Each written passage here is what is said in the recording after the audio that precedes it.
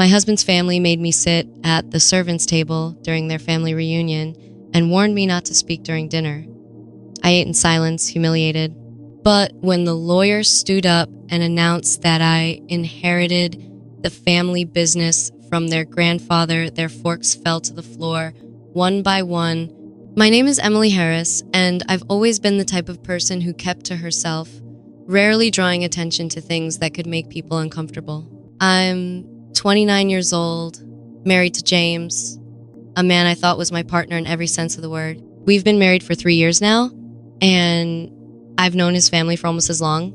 They were different. His family wasn't like mine. They were old money, well established, powerful, and, as I quickly found out, extremely judgmental. The first time I met them, I was a bit nervous. I was just a small town girl from Tennessee.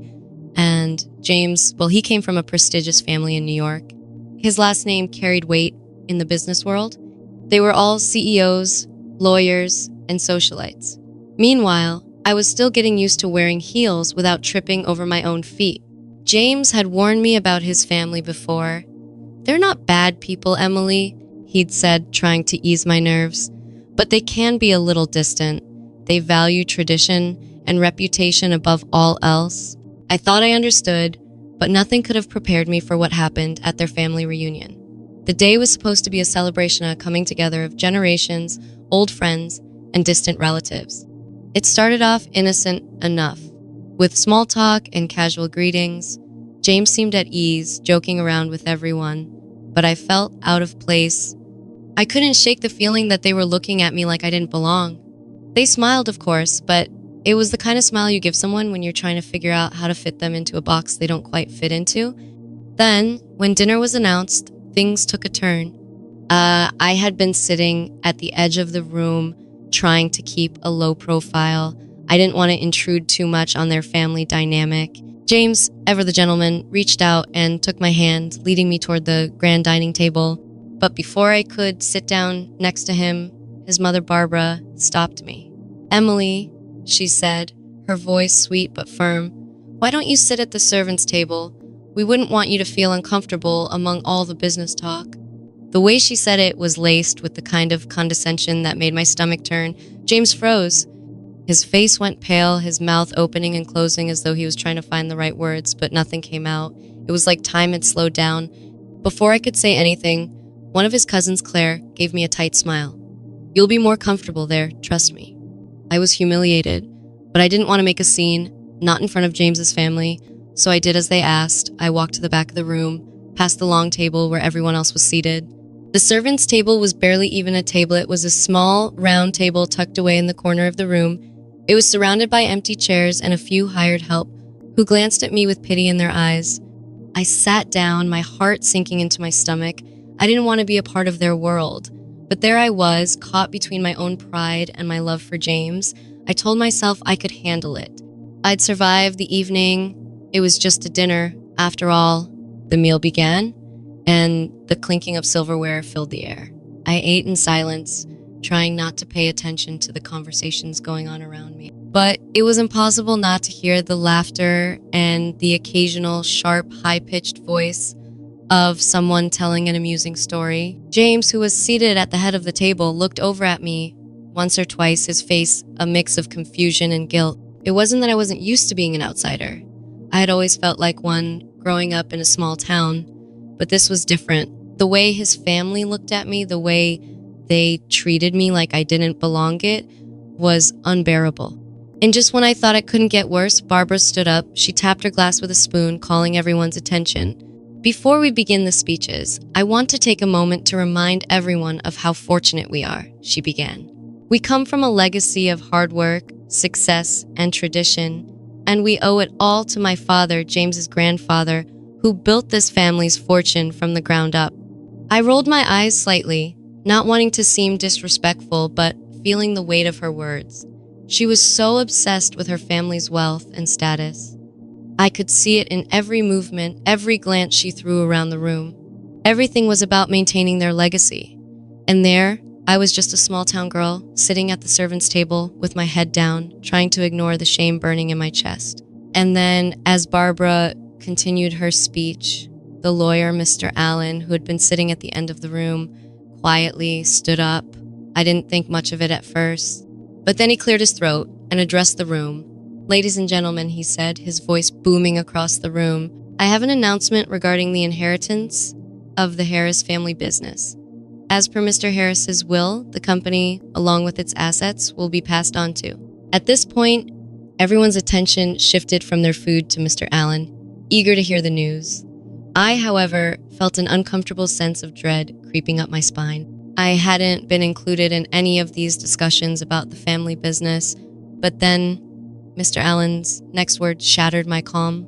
"Emily Harris, the wife of James Harris." My heart stopped. The room fell silent. I could feel the eyes of every person in that room turning toward me, their gazes like daggers. For a moment, I didn't even breathe. Was I hearing this correctly? Emily Harris, the wife of James Harris? I could feel my pulse pounding in my ears. James's face drained of color as he looked at me, his lips parting like he wanted to say something but couldn't find the words. Mr. Allen continued, oblivious to the shock he had just caused. "As per the will of the late Mr. Harris, it is his wish that the family business, as well as all associated assets, be entrusted to Emily Harris. She is the rightful heir, according to the document we have reviewed." I couldn't believe what I was hearing.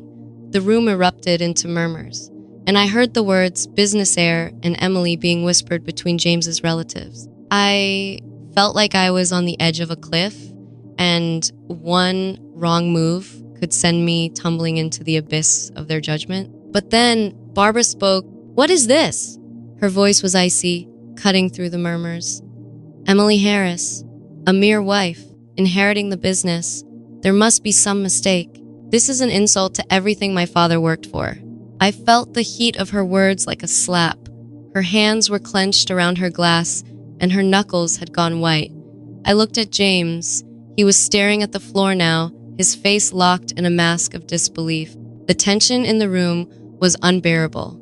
His cousins Claire, Richard, and the others were looking at me like I had just walked into their home and stolen their birthright. I wanted to disappear. I wanted to run away from all of them, back to the life I had before, when things were simpler, but I couldn't. Mr. Allen, who seemed completely unaware of the storm brewing, continued. "The will is clear, and the legal documents are in order. Emily Harris is now the official heir to the Harris family estate." I stood up slowly, my legs shaky. I had to do something. I couldn't let this happen, not like this. The look on James's face, the shame, the way his family was looking at me like I was an imposter in their world, it was unbearable. "Excuse me," I said, my voice barely above a whisper. I didn't even recognize it, my own voice, so small, so fragile. But as soon as I spoke, it was like the entire room leaned in, waiting for me to say something more. Barbara's eyes narrowed, her lips curling into a forced smile. "Yes, Emily. What is it? You've had your moment. Now please sit back down." I could feel the weight of their judgment pressing down on me, but something snapped inside me. For the first time since I'd walked into that room, I realized something. I wasn't going to let them tear me down. Not now. Not ever again. I stood taller, my chin lifting slightly. I may not have the family legacy or the business acumen that you all seem to value so much, but this inheritance, I paused, letting the words sink in, wasn't given to me because of who I am in your eyes. It was given to me because of who I am to my husband and the role I've played in this family, whether you all like it or not. The room went quiet again. Barbara's eyes were burning holes into me, her lips twitching as though she was about to say something cruel, but she stopped herself. James looked up at me then, his eyes wide, as if he had just seen me for the first time. "You didn't know about this?" I asked, turning toward him. My voice was stronger now, no longer shaking with fear. "You didn't know that I was the heir?" His face twisted in confusion. "Emily, too, didn't know. My father never said anything to me about this. I thought it was just some kind of mistake." "A mistake?" Barbara snapped. "This is not a mistake. This is a travesty. You cannot give away the family business like this, not to someone like her." "Someone like me?" I felt the anger boiling inside me, and it was hard to keep it in check. "What do you mean by that, Barbara? Because I don't fit your image of who should be in charge? Because I'm not from your world?" James stood up now, looking frantic. Emily, please, calm down. Let's talk about this later. No! I cut him off. This is my family now. I'm not sitting in the corner while you all pretend I don't belong here. This business is mine, and it's my decision who gets to sit at that table. If you want to disrespect me, then fine. But I will not let you disrespect me, my worth, or the legacy of this family. The room was deathly silent. All eyes were on me now, and for the first time I felt powerful. Not because of the money or the inheritance, but because I had finally found my voice. Barbara's face contorted in disbelief, and Claire's lips curled into a sneer. You don't know what you're talking about. This isn't your world, Emily. You'll never be one of us. Not in a million years. I smiled, but it wasn't a friendly smile. It was a smile that came from knowing something they didn't. Something that would change everything. Actually, Claire, I said, I've just inherited the business. And from what I hear, my first decision is to restructure the board. I'll be calling the shots from now on. I saw their jaws drop. I felt the atmosphere shift in the room. Every person in that room was now rethinking their position, their assumptions about me. This wasn't the same quiet, submissive woman they had been looking down on. I don't need to be one of you to lead this company, I continued, my voice steady now. But I do need to take control. And trust me, I won't let anyone forget who I am, not ever again. The room was filled with disbelief, but the silence wasn't uncomfortable anymore. It was thick, like everyone was waiting for something to break. Barbara's expression twisted into something darker, and I could see the fury simmering beneath her cold facade. She opened her mouth to speak, but nothing came out for a moment. The tension was unbearable, and I almost expected her to launch herself at me in front of everyone. But instead, she closed her eyes, took a deep breath, and let out a long sigh. So this is how it's going to be, Emily? She asked, her voice now dripping with venom. You think you can waltz in here and take over everything just because of a piece of paper? James's face was pale, his hands trembling slightly as he looked between me and his mother. Emily, maybe we should talk about this privately. This isn't the place. I shook my head, cutting him off. No, James, it is the place. Because this is my family now, and I'm not going to let your mother or anyone else treat me like some outsider. I could feel the weight of the moment pressing down on me. The truth was, I was just as scared as I was angry. I hadn't been prepared for any of this. I didn't know anything about running a business. But what I did know was that I wasn't going to let them win. I wasn't going to let them push me back into the shadows where I had been my entire life. Barbara glared at me. You really think you're cut out for this, don't you? You've never even worked a day in your life, Emily. You have no idea what it takes to run something like this. Her words were like knives, but I wasn't backing down. Actually, I know more than you think. I'm not here to play nice, Barbara. I'm here to fix what's been broken in your precious family business. Her expression faltered for a second, but then she regained her composure. You'll regret this, Emily. You'll see. You're not prepared for the games we play here. And you'll find out just how far I'm willing to go to make sure you don't take this from me. At that moment, something unexpected happened. The lawyer, Mr. Allen, who had been silent up until now, spoke up again. I think we need to clear something up, he said, his voice calm, yet firm. All eyes turned to him. There's a clause in the will, mister. Allen continued, holding up a piece of paper. That stipulates Emily Harris must remain in control of the company for a minimum of 2 years, or the inheritance will be nullified. If she is removed from her position before then, everything goes back to the original heirs, meaning Barbara and her children. The entire room gasped. I couldn't believe it. There was no way James's family could ever let me stay in control for that long. This had just become a war, and I had no idea how to fight it. Barbara's eyes flashed with rage as she turned to face her lawyer. What kind of clause is that? She demanded. This is madness. I'll make sure she's out before 2 months pass. I had no idea what kind of power play she was planning, but I wasn't going to just sit back and wait for her to strike. You can try, I said, looking her straight in the eye. But I'm not going anywhere. James, who had been eerily silent up until now, finally spoke again, but this time his voice wasn't filled with guilt. It was sharp, almost calculating. I think it's time we talk about the other part of the will, he said, his eyes meeting mine with an intensity that made me uneasy. What part? I asked, my voice faltering a bit. What was he about to reveal? "You'll see," he said cryptically. Then, without another word, he reached into his jacket pocket and pulled out a thick envelope. He slid it across the table toward me. "Emily, this is for you." I looked at him, confused, before picking up the envelope. I tore it open, my heart racing. Inside was a letter, but as I read through it, my stomach churned. The letter was from James's grandfather, and it wasn't just a letter, it was a final directive. "I am leaving the Harris family business to you, Emily," the letter began, "but there is one condition you must meet before you take full control. You must sever all ties with your past, including your family and your former life. If you cannot completely embrace the Harris name and legacy, the business will be forfeited." I looked up at James, my head spinning. What does this mean? What's this really about? James looked uneasy, his voice trembling.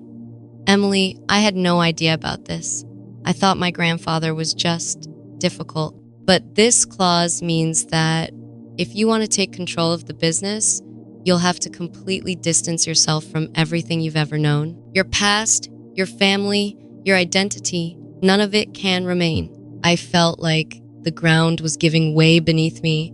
Everything I'd ever known, every ounce of who I was now being threatened in exchange for something I didn't even want. Barbara's voice cut through the silence. "This is your chance, Emily. You can prove your loyalty to this family, to me, or you can walk away. But if you choose to stay, there will be no turning back. Ever." The weight of her words hung in the air. And just when I thought things couldn't get any more complicated, Claire, James's cousin, spoke up with a smile that was both sweet and dangerous. "Emily, why don't you think about it? After all, you're not really part of this family, are you? Not yet, anyway." I was trapped. This was a game I never signed up for, and yet I was playing it now whether I liked it or not. My head was spinning as I sat there, staring at the letter in my hands. The pressure to decide between my past and my future was overwhelming. The weight of the family's expectations was heavy on my chest, and I could feel every eye in the room burning into me. It was suffocating. Barbara's voice cut through my thoughts again. "Emily, it's simple. You want to keep the business, you want the power, then you have to cut ties with everything you've ever known. Your family, your friends, your life before James, it's all part of this. It's the only way forward." Her words echoed in my mind, making everything seem so black and white, but deep down, I knew it wasn't that simple. I couldn't just erase the person I had been, the family that had raised me, all for some idea of power that was being thrust upon me. James was still quiet, almost like he was waiting for me to make the first move. I looked at him, his eyes were pleading, but there was something behind them, something I couldn't quite read. He wanted me to do this, wanted me to choose the family business. But at what cost? Suddenly, I heard a voice from the back of the room. "You think you can really just walk into this family and take everything without facing the consequences?" It was Claire again, her smug grin widening as she stood up from her seat. "You have no idea what you're getting yourself into, Emily. You think you can change things? You think you can come in here, inherit everything, and have things your way? That's cute." I could feel the sting of her words, but I refused to let them get to me. "I'm not trying to change things, Claire. I'm here because I was chosen, because it's my right. If you want to fight me for it, then let's see who's stronger." The room fell silent once again, and I realized that Claire had just made a huge mistake. She didn't know what kind of game she was playing, and she didn't realize how far I was willing to go to protect what was now mine. Barbara shot Claire a sharp look, silencing her, but her eyes never left me. "You really think you can handle this, Emily? You think you're ready for the responsibility?" "More than you'll ever know," I replied, my voice steady now. "And don't think for a second that I'm just going to walk away from this. I've spent my whole life fighting for what I deserve." Suddenly, I felt a vibration in my pocket. It was my phone. I pulled it out, expecting a message from a friend or maybe someone from work, but the notification that flashed on the screen made my heart stop. It was a message from my mother. "Emily, you need to come home right now. There's something you need to know. It's about your father." My mind raced as I quickly typed back, but the next message made my blood run cold. "They found him. He's gone, Emily. I'm so sorry." For a moment, I was paralyzed. The room around me seemed to vanish as the words sank in. My father, he had been ill for years, but this was too much. He was gone. My world felt like it had shattered in that instant. I looked at James, whose face had gone pale as well, but I wasn't sure if it was because of my reaction or if something else had happened. He looked away quickly, almost as though he was trying to hide something. Emily? His voice was gentle, but there was something in it that didn't feel right. I could tell he was hiding something from me, and that's when it hit me. This wasn't just about the business. This wasn't just about a will or inheritance. There was something else happening here, something bigger. James, I said quietly, standing up from the table, my heart pounding in my chest. What aren't you telling me? His eyes darted to the door, then back to me before he quickly cleared his throat. Nothing. It's just, this is a lot, Emily. I think you need time to process all of this. But I wasn't buying it. Something in his voice, in his actions, told me he knew more than he was letting on. Before I could ask him anything else, Mr. Allen stood up again, his calm demeanor unnerving. It's time to make your decision, Emily. The business is yours or it's not. The will is final. But just know, once you accept the inheritance, there's no going back. The weight of his words hit me harder than anything else that day. It wasn't just about the business anymore. It was about what I had to lose and what I had already lost. I glanced around the table, seeing the cold, calculating stares of James's family. They were waiting for me to make a choice, but the truth was, I didn't know what to do anymore. Then, without warning, the door to the room slammed open. Emily, came a familiar voice from the doorway. It was my brother, Jason. I hadn't seen him in years, not since the day he left for college. We'd drifted apart after Dad's health started to decline, and I was left holding the pieces of our broken family. But now, here he was, standing in the doorway, his eyes locked onto mine. What's going on here? Jason asked, his voice firm as he stepped into the room. Why are you all looking at my sister like that? James's face twisted in an expression I couldn't place. Was he relieved to see my brother, or was there something more to it? I thought you said you were staying out of this, Jason, Barbara snapped, her tone sharp. This doesn't concern you. But Jason wasn't backing down. It concerns me if it concerns Emily, he said, walking toward me. What's going on here? I'm not leaving until I know the truth. Jason's presence in the room was a shock, but it was also a lifeline. I hadn't realized just how much I needed someone who truly understood me in that moment. As he walked toward me, his eyes never left James's family, studying every one of them with a mixture of suspicion and disdain. There was something about Jason's confidence that made me feel like maybe, just maybe, we could take control of the situation together. But then Barbara spoke, her voice dripping with disdain. What's this, Jason? You think you can waltz in here and save your sister from the mess she's gotten herself into? She's in, over her head. Jason didn't even flinch. I'm not here to save anyone, Barbara, but I am here to make sure my sister doesn't get screwed over by a bunch of greedy vultures. James looked uncomfortable, but he remained quiet, standing near the door, his back to the wall. It was almost as if he was trying to stay out of the way of whatever was about to unfold.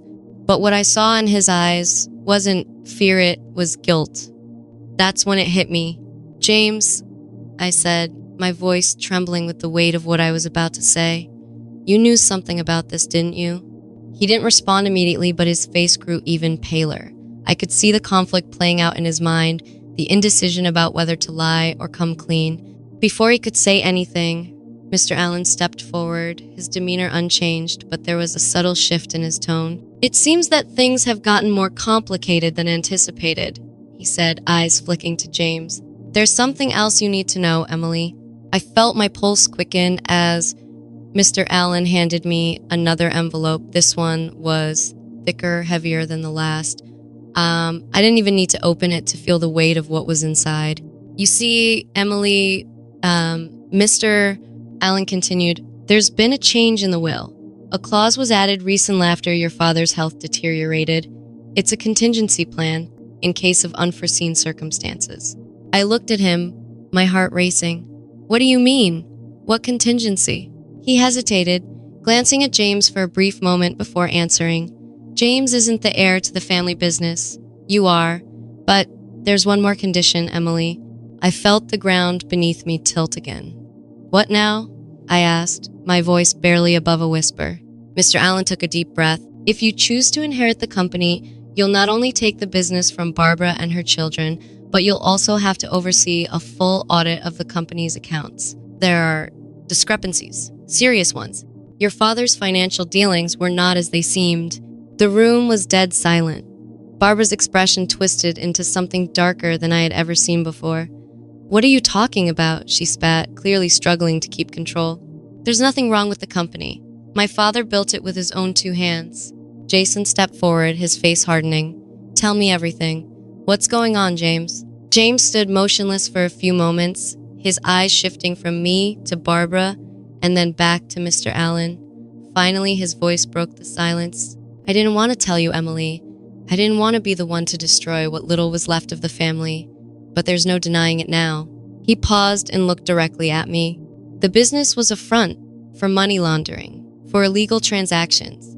The legacy my grandfather built, it's not what you think it is, and I've been trying to cover it up, but I can't anymore. The words felt like a punch to the gut.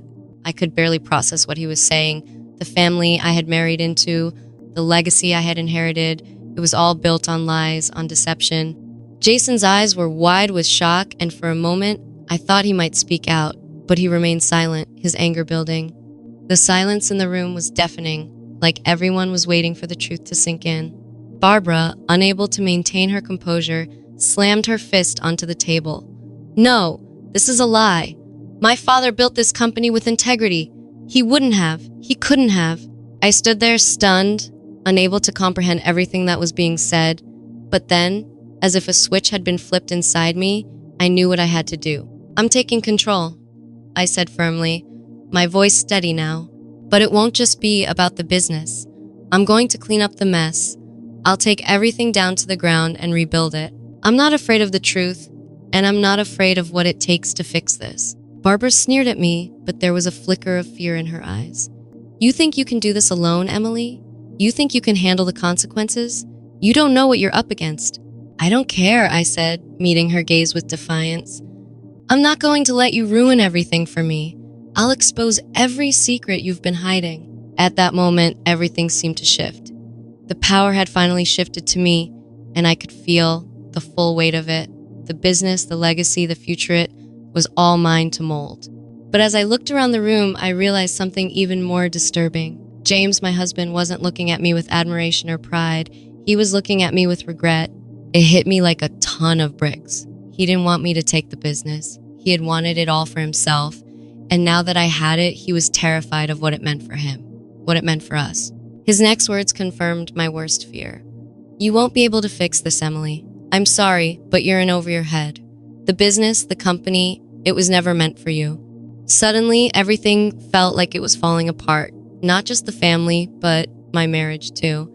I had inherited the business, but at what cost? As I stared at James, I realized something profound, that sometimes the biggest betrayal doesn't come from enemies. Sometimes it comes from the people you love the most. As the final words of the lawyer echoed in the room, I stood there, not just as the new heir to a family legacy, but as a woman who had seen through the facade of everything she once thought was real. The family, the business, the marriage, all built on lies. Now, it was time to rebuild, to expose the truth, and to take control of my future. But as I walked away from that dinner, I couldn't help but wonder, in the end, was the price of power worth the loss of everything I thought I knew? And just when I thought the story had come to a close, I realized this was only the beginning.